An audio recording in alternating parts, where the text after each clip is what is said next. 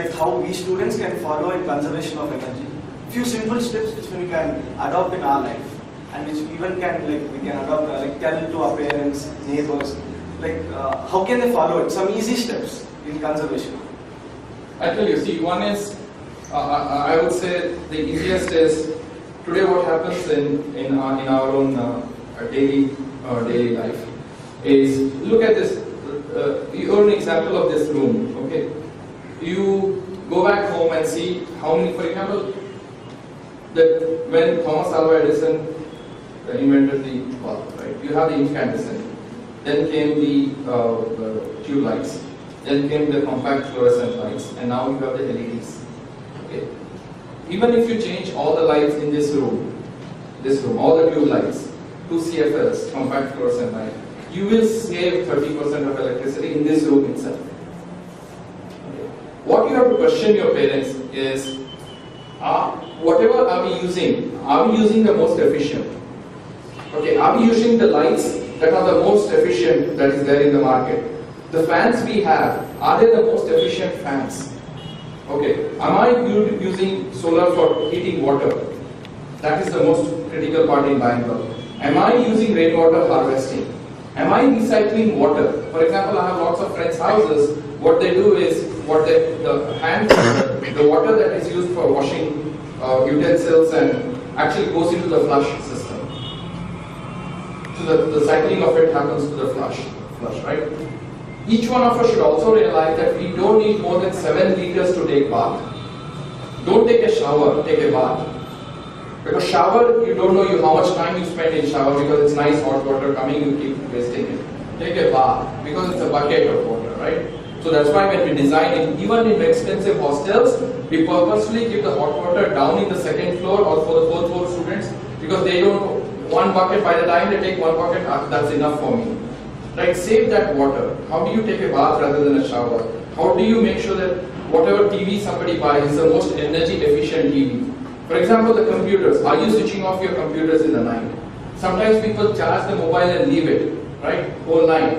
But it's a waste of energy. Even just the charger is on the socket, it actually takes energy. Even if you do not have a mobile at the end of it. These are small things that we can. Rainwater harvesting. Look at rainwater harvesting. For example, in my own house, we actually capture all the water from the ceiling. And when in July, we have enough water till December. It's a 9,000 liter tank. And all the water actually goes for, we filter it and then we use the rainwater for drinking actually. And we save on that. So, and not a single, if you don't have windows in the house, make sure window. For example, in our house, we do not use electricity as long as the sun is there. Not a single house. Even the bathroom does not need to have light during the daytime. These are small things in an urban house. And I encourage, I know, but encourage, unless you students don't push for it from your fathers, the policy doesn't change, push for mass transportation. You students can push for that mass transportation. How should Bangalore have a mass transportation? If Bangalore had a good efficient mass transportation, lot of the traffic jams, lot of the wastage of energy, lot of the energy that gets wasted during the traffic light. Tell your parents to switch off your car when you're standing on a red light. Right. Those are small things you can do today in your house. Namaste, sir. I wanted to know how much time it took for you to complete this task. So, task when you like something, when you like to do something, right? You should never end it. There's nothing called as completion. If you like a good book, you continue reading the other book. You should never say, I've completed reading. You want to say that I want to do a good project for the poor people somewhere. You'll never say I've completed. Do this, now find out another thing.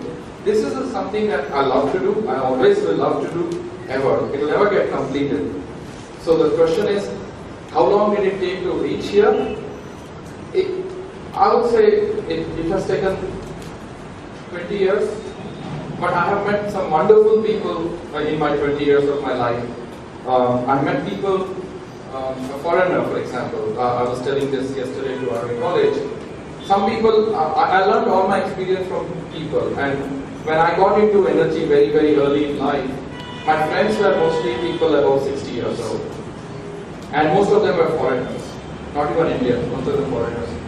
I had a foreigner friend who is today 91 years old, who was with Mahatma Gandhi. And he was a World War spy. And he taught me what spying meant and what did Mahatma Gandhi think in 46. Right? Then I had a friend who used to be the driver of Martin Luther King. To read the history of Martin Luther King from America, one of the guys who actually, blacks and white.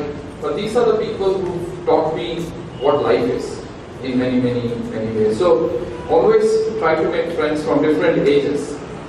You don't need to have friends of your equal age. You could have friends. I mean, this is a 91-year-old person who was a very, very good dear friend who told me exactly what Mahatma Gandhi taught, how M.J.K. Menon taught, what was India's thought process before the independence movement, which is not written in any textbook. So try to make friends with everybody and try to think where do they come from. You will learn a lot from those guys.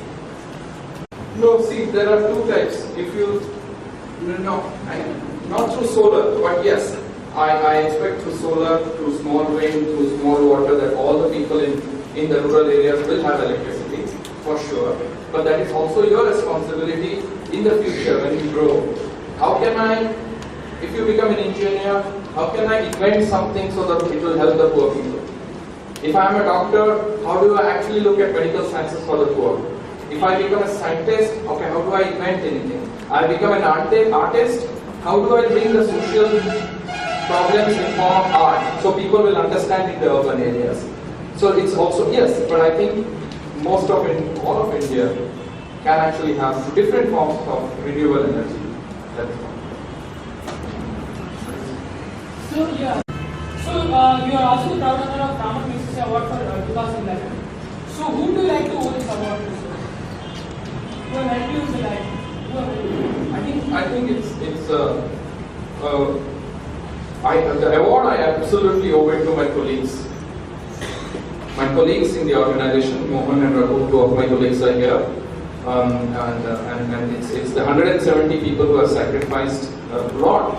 And most of the 170 people in the organization could have worked somewhere else, could have actually made more money, 5 times more money than what the organization pays. But they have sacrificed for the rural, for the poor, and for the country.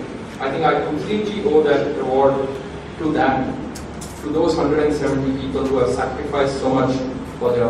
In terms of model, I would not say I have a single. I would say I've learned lots of bits from different people, and different people have taught me. Never, ever say that this meeting was useless, or I don't know. Sometimes your parents force you to go somewhere else. When I go to the I will get bored. There's nobody of my age. Never say that, because you always learn something when you go. Because you have to go and ask, what's your father's friend do? What does he do? What is that you learn? There's nobody of my age. How can I do? What will I pay? That's not important. That's what. But also, so I would say in a model wise, there are a lot of people over the life who actually taught bits of it, and that's how when you become a person today, because of the inputs of a lot of your teachers when you're in school, when your classmates, the people who sit next to you in class, who sits in front of you, the person who throws jobs at you every time, you learn from every person something. I think that's when you start realizing what you've learned.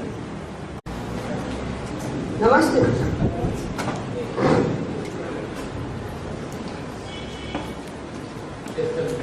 Namaste, sir. You have taken up such a wonderful project about utilization of solar energy. And India has a high access to many renewable resources like solar, tidal and wind. How do we use this energy, sir? As I said, we have solar, we have tidal, we have biogas. What we have to do is, like for example, if you look at the state of Karnataka, okay, let's take the state. We can actually use solar energy for very small households, like very small households in the rural areas can do. And we have small industries coming up in many parts of Karnataka can use actually hydro in the western parts, and the power could be transported. We have small industries like rice mills, silt cleaning machines in the rural areas where we can actually use biogas to run those machines. So we have to not think large, like we build one plant in Raichur and how do we supply electricity to everywhere else. You should actually also see, okay, Bangalore's electricity, can it come from Bangalore itself? Mangalore's electricity, can it come from Bangalore?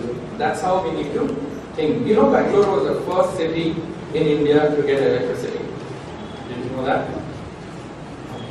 Did you have plans of getting to Selco from your childhood, or you just accidentally joined it? So accidentally I went to school, accidentally I passed. And I think it's what you want to do. It's never in your mind for quite some time. So I always tell, especially students from the 10th class, don't. I know when you're in 9th and 10th.